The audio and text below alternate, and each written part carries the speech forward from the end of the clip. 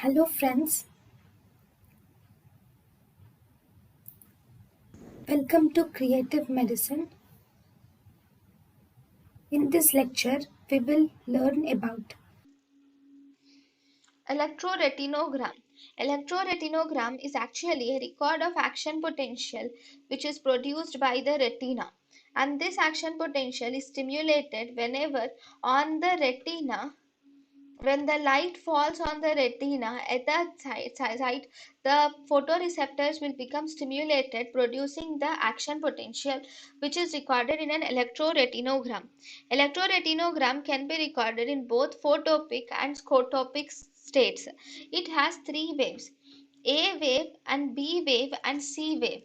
A wave is mainly due to the rods and cones. B wave is due to the bipolar or Muller cells, whereas C wave is due to the retinal pigment epithelium.